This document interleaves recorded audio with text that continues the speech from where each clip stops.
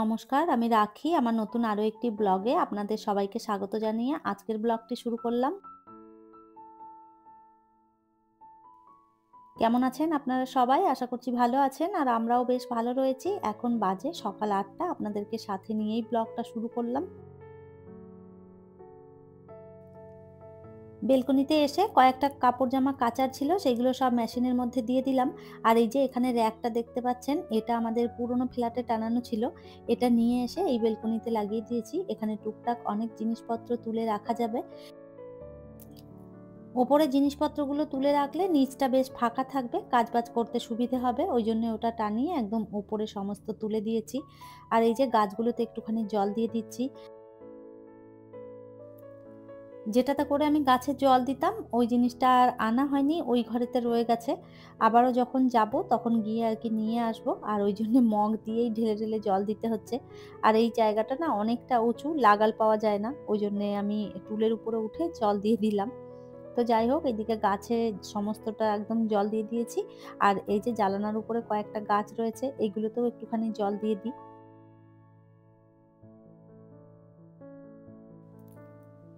এই বাড়ির যে বক্স জানলাগুলো করা রয়েছে, সেটার বক্সগুলো বাইরের দিকে রয়েছে, যার কারণে অনেক গাছপালা রাখা যায়। আর ওই বাড়িতে যখন ছিলাম তখন বক্সটা ছিল ভেতর দিকে। তো ওইজন্যে খুব বেশি ঘরের ভেতরে গাছপালা রাখা যেত না।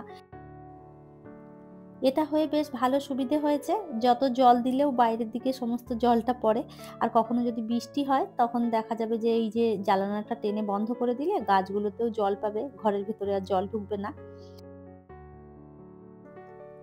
যাই হোক, সকালের খাবার করতে হবে, ওইজন্য তাড়াতাড়ি করে কিচেনে চলে এলাম।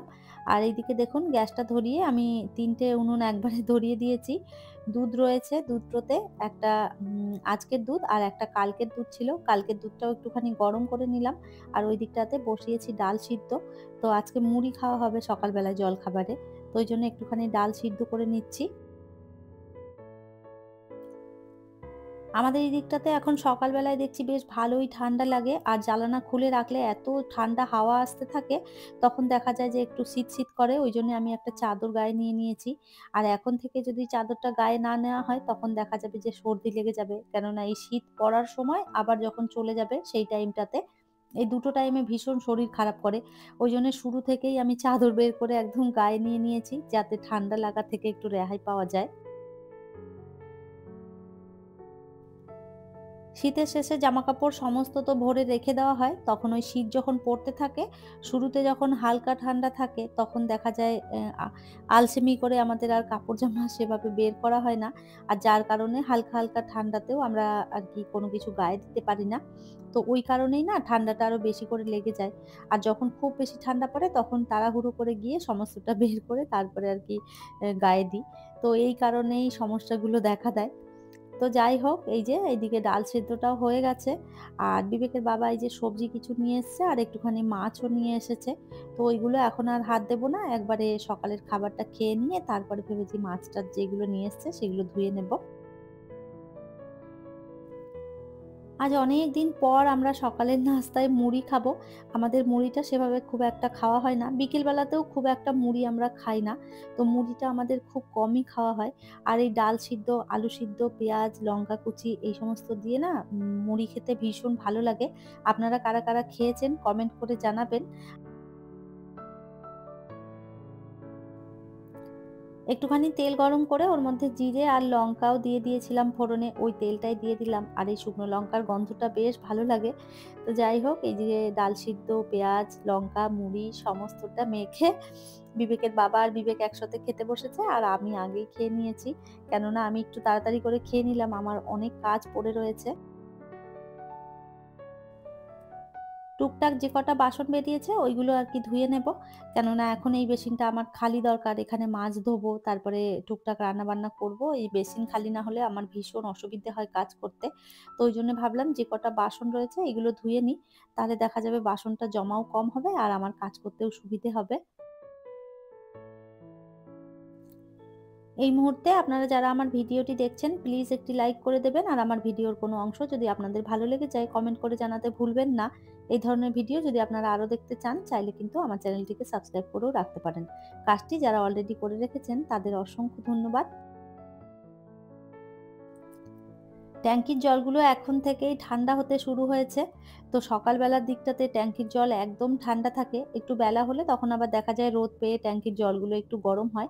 আর এখন তো এই যে শীতকাল আসছে, জল তো আর হাত দেওয়াই যাবে না। সকাল বলুন বা দুপুর একদম জল মনে হবে যেন বরফ। আমি একটু এমনিতেই শীত কাতুরে, আমার শীতে ভীষণ কষ্ট হয়। কেননা এই জলঘাটা বলুন বা এমনি ঠান্ডা বলুন, মনে হয় যেন আমাকেই এসে চেপে ধরে। তো যাই হোক, এই যে বিবেকের বাবা বাজার থেকে নিয়ে এসেছিল রুই মাছ, আর নিয়ে এসছে এই যে চারাপোনা মাছ, ছোট, ছোট আরকি এগুলো রুই মাছের বাচ্চা। তো বলেছে এই মাছগুলো আমাকে ভেজে দেবে, আমি গরম, গরম বসে খাবো আরকি ভাজা মাছ। ও আবার ওই ভাজা ছোট, ছোট ভাজা মাছ খেতে ভীষণ ভালোবাসে। তো ওই ছোট মাছগুলো ভেবেছি ওকে ভেজে দেবো, আর ওই যে রুই মাছটা রয়েছে ওটা দিয়ে আর কি ফুলকপি দিয়ে ঝোল করব। তো এখন তো শীতকাল, ফুলকপির বাজার, সারাক্ষণ দেখা যাবে ওই ফুলকপি দিয়ে মাছের ঝোল, ফুলকপি ভাজা, ফুলকপির তরকারি, মানে সবেতেই ফুলকপি, ফুলকপি, ফুলকপি চলবে। তো এখন এই যে ১ম কয়েকদিন ভালো লাগবে খেতে, এরপরে তো আর একদম ফুলকপি আমি বাড়িতে দেখলেই মনে হবে যেন গায়ে জ্বর চলে আসছে। তো যাই হোক, এইদিকে আমি মাছগুলো ধুয়ে এইদিকে শাকটা বেছে নিচ্ছি। কালকে এই শাকগুলো নিয়ে আসা হয়েছিল। তো কাল আর বানানো হয়নি। ভাবলাম আজকে বেছে নিই, তারপরে আরকি ভাজা করে নেব।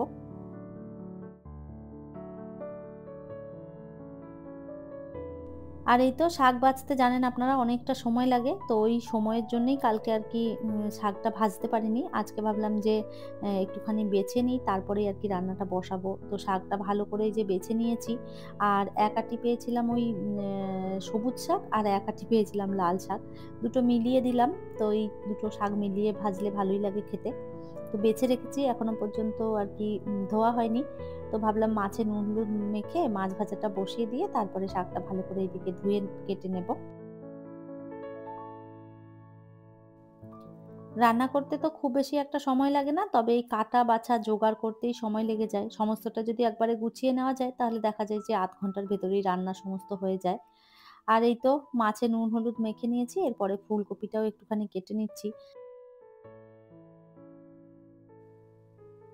শীতকালের বেলা একদম দেখতে, দেখতে বেলা চলে যায়। ছোট দিনের বেলায় কাজ করে শেষ করা যায় না। তো দেখা যায় যে কখন সকাল হচ্ছে আর কখন যে দুপুর হয়ে যাচ্ছে, আর তার মধ্যে একদম সন্ধেও হয়ে যাচ্ছে তাড়াতাড়ি করে। তো কাজ তো সংসারের মানে অনেকই থাকে। সমস্ত কাজ সেরে করতে, করতে না অনেকটা বেলা চলে যায়। তো যেহেতু একদম ছোট দিনের বেলা, তো ওইজন্য ভাবলাম তাড়াতাড়ি করে রান্নাটা সেরে খাওয়া-দাওয়া করে একটুখানি বেরোবো।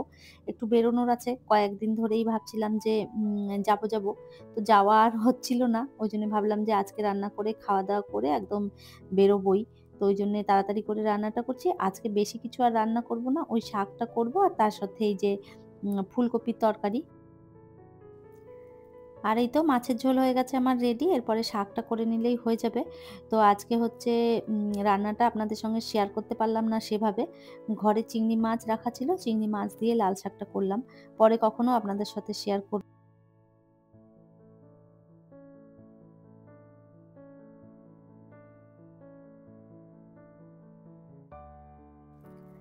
খাওয়া-দাওয়া কমপ্লিট করে আমি আর বিবেকের বাবা আমরা চলে এসেছি একটা দোকানে। তো এখান থেকে আমরা নেব গিজার। তো ওই গিজার দেখতেই এসেছি। তো অনেকটা বেলা হয়েছে। এখন বাজছে প্রায় ওই ৪টে মতন। তো ওই যে আমরা নানা রকম কোম্পানির গিজার দেখেছি। তো আমরা ওই বাজাজ কোম্পানিটা নিয়েছি। এটা হ্যাভেলস এরও একটা দেখিয়েছিল। তো হ্যাভেলস এর আর ওই বাজাজের একই রকম দাম ছিল। তবে ওয়ারেন্টিটা দেখলাম বাজাজেরই বেশি রয়েছে। তো ওইজন্য আমরা বাজাজটাই নিয়েছি।